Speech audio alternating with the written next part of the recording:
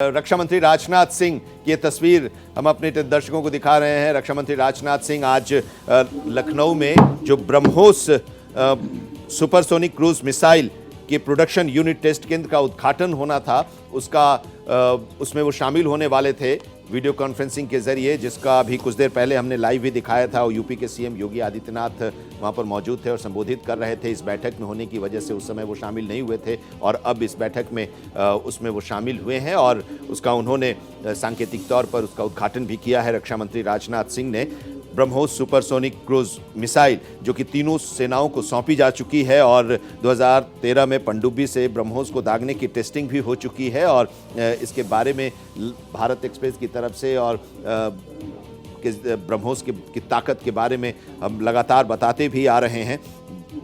BrahMos production unit test केंद्र का आज उद्घाटन हुआ है और इस कार्यक्रम में वीडियो कॉन्फ्रेंसिंग के जरिए देखिए रक्षा मंत्री राजनाथ सिंह शामिल हुए हैं। लखनऊ में इसका उद्घाटन कार्यक्रम, जिसमें दिल्ली से अभी चूंकि महत्वपूर्ण बैठक चल रही थी प्रधानमंत्री आवास पर, और मोहित अभी बता भी रहे थे कि जस्ट वो बाहर निकले इस मीटिंग के खत्म होने के बाद और सीधे आने के बाद रक्षा मंत्री राजनाथ सिंह वीडियो कॉन्फ्रेंसिंग के जरिए उस कार्यक्रम में शामिल अभी हुए हैं और उन्होंने ये रिमोट दबाकर उस ब्रह्मोस प्रोडक्शन यूनिट टेस्ट केंद्र का उन्होंने उद्घाटन किया। और ये हमारी शक्ति है और इस हमारी शक्ति को देखकर पाकिस्तान को घुटने टेकने के लिए मजबूर होना पड़ा। चीनी हथियारों के साथ, चीनी खिलौनों के साथ उसको लग गया कि हम भारत से मुकाबला नहीं कर सकते हैं और अमेरिका के जहाज को भी भारत ने जब मार गिराया तो अब वो पूरी तरह से टूट चुका और उसके बाद वो घुटने टेकने के लिए मजबूर हो गया,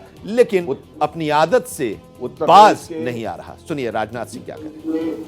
यशस्वी, active and effective chief minister श्रीमान योगी आदित्यनाथ जी, यूपी के उप मुख्यमंत्री श्री केशव प्रसाद जी मौर्य, श्री ब्रजेश जी पाठक, यूपी के एनआरआई और investment promotion minister Shri Nand Kumar ji Gupt Nandi ji, member Rajya Sabha Shri Brijlal ji, विधायक सरोजनी नगर डॉक्टर राजेश्वर सिंह, विधानसभा और विधान परिषद के सभी सम्मानित सदस्यगण, हमारे डीआरडीओ के साइंटिस्ट और यहाँ मौजूद अधिकारीगण, देश भर के मौजूद सारे टेक्नोक्रेट्स, देवियों व सज्जनों, सबसे पहले तो मैं क्षमा चाहता हूँ कि अपरिहार्य कारणों से चाहते हुए भी मैं समय से उपस्थित नहीं हो पाया।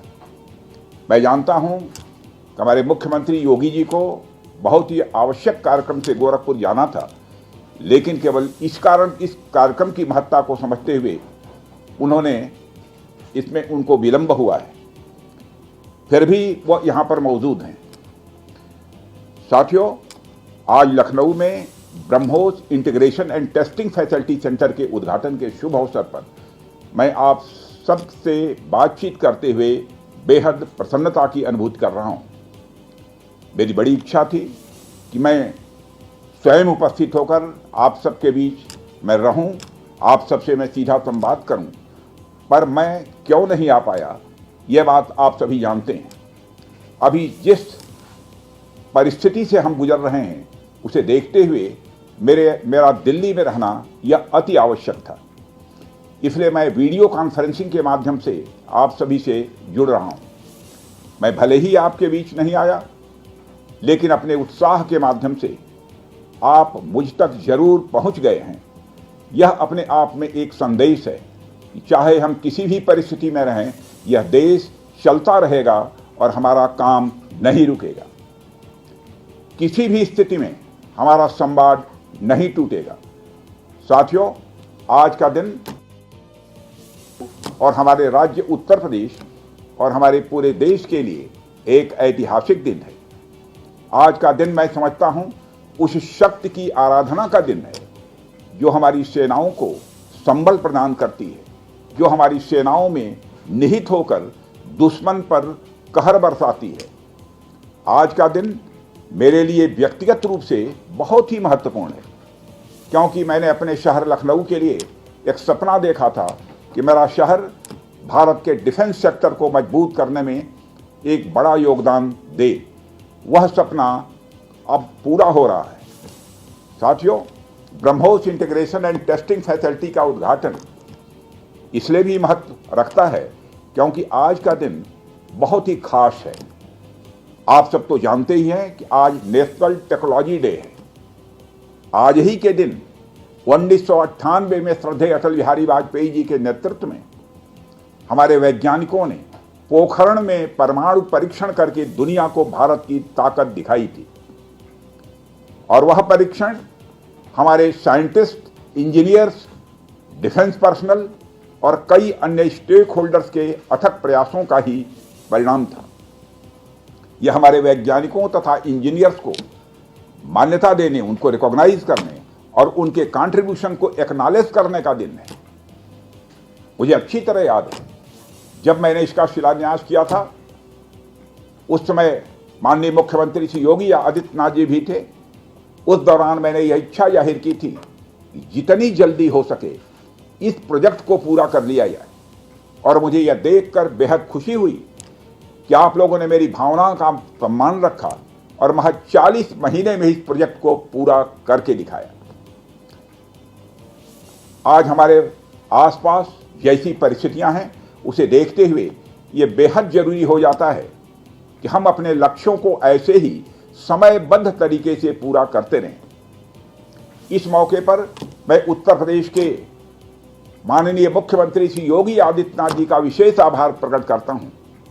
यदि इतने कम समय में ब्रह्मोस की इंटीग्रेशन एंड टेस्टिंग फैसिलिटी की स्थापना हो सकी तो इसके पीछे योगी जी का बहुत बड़ा योगदान है।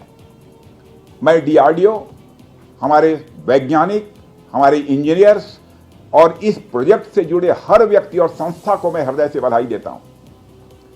आप लोगों ने दिन रात मेहनत करके इस इंटीग्रेशन एंड टेस्टिंग फैसिलिटी को खड़ा किया है। देश भर के वैज्ञानिक, इंजीनियर्स और युवाओं का योगदान हमें इस फैसिलिटी सेंटर में देखने को मिलेगा। मैं आपकी मेहनत और लगन को नमन करता हूं। साथियों, हमारी सरकार जब उत्तर प्रदेश में डिफेंस कॉरिडोर के विजन को लेकर आगे बढ़ी थी तो उस समय हमारे सामने अनेक बड़े लक्ष्य थे। उन तमाम लक्ष्यों में से हमारा एक उद्देश्य यह भी था कि हम उत्तर प्रदेश को एक बार फिर देश के प्रोडक्शन सेंटर के रूप में डेवलप करें। यूपी डिफेंस कॉरिडोर लखनऊ सहित कानपुर, झांसी, चित्रकूट, आगरा और अलीगढ़ से होकर गुजरता है और ये सभी नोड्स आने वाले समय में विकास के नए केंद्र बनकर उभरेंगे। साथियों, एक उदाहरण मैं आपके सामने रखूं तो आप में से बहुत लोगों को पता होगा, एक समय कानपुर और आसपास का क्षेत्र प्रोडक्ट्स की मैन्युफैक्चरिंग के लिए जाना जाता था। आर्थिक रूप से यह क्षेत्र बहुत ही समृद्ध था। इसे मैनचेस्टर ऑफ द ईस्ट कहा जाता था। लेकिन आज़ादी के बाद अनेक कारणों से आर्थिक प्रगति की राह में यह क्षेत्र पिछड़ता गया और कहीं पीछे छूट गया। मैं उन कारणों में तो नहीं जाना चाहूँगा, पर कहना यह चाहता हूँ कि यूपी डिफेंस कॉरिडोर के निर्माण के बाद यह क्षेत्र फिर से एक बार अपने पुराने वैभव को प्राप्त करने की ओर आगे बढ़ चला है। मुझे इसमें कोई संदेह नहीं है कि कानपुर विकास की उन ऊंचाइयों को छुएगा जो दुनिया के विकसित क्षेत्रों के लिए अनुकरणीय होगा। कल को वेस्ट में कोई क्षेत्र जब बहुत अधिक प्रगति करेगा तो उसे कानपुर ऑफ द वेस्ट कहा जाएगा। इसी प्रकार डिफेंस इंडस्ट्रियल कॉरिडोर के सभी नोड्स को डेवलप करने के लिए हम पूरी तरह से कमिटेड हैं।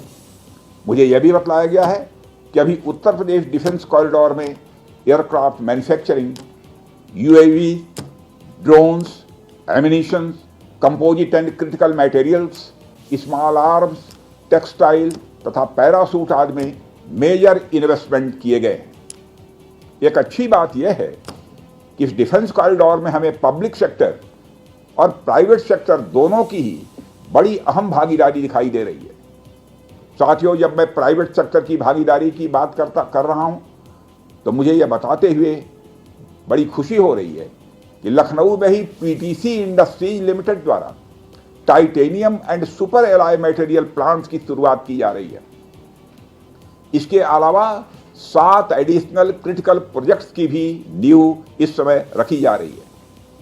यह निश्चित रूप से रक्षा क्षेत्र में भारत की आत्मनिर्भरता की गति को और तेज करेगा। मैं इसके लिए श्री सचिन अग्रवाल को भी बधाई देना चाहता हूँ। हमारा सपना है कि उत्तर प्रदेश दुनिया के टॉप डिफेंस प्रोडक्शन और एक्सपोर्ट डेस्टिनेशन के रूप में जाना जाए। आज जो ब्रह्मोस फैसिलिटी शुरू हो रही है, मैं समझता हूँ वह यूपी डिफेंस कॉरिडोर का एक गौरव होगा। यह सिर्फ उत्तर प्रदेश का ही नहीं, बल्कि देश का सबसे बड़ा BrahMos integration and testing facility centre है।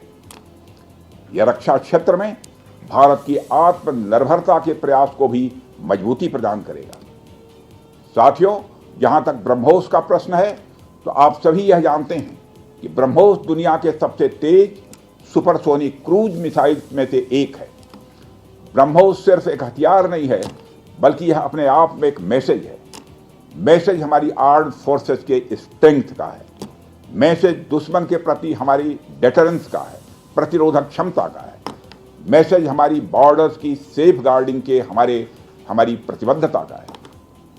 साथियों, पोखरण परमाणु परीक्षण में महत्वपूर्ण योगदान देने वाले मिसाइल मैन और हमारे पूर्व राष्ट्रपति डॉक्टर APJ अब्दुल कलाम ने यह कहा भी था कि unless India stands up to the world, no one will respect us in this world.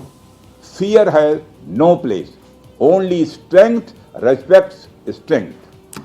अर्थात दुनिया कमजोरों का नहीं, बल्कि शक्तिशाली का सम्मान करती है। उनका विजन था कि हमें अपनी ताकत को और मजबूत करना होगा। जब तक कोई देश ताकतवर नहीं होगा, दुनिया उसका सम्मान नहीं करेगी। आज भारत दुनिया के सबसे शक्तिशाली राष्ट्रों में से एक है। हम लगातार अपनी ताकत और बढ़ा रहे हैं, और मैं समझता हूं कि आज जो फैसिलिटी सेंटर शुरू हो रहा है, यह भारत की शक्ति को और मजबूत करने में सहायक होगी।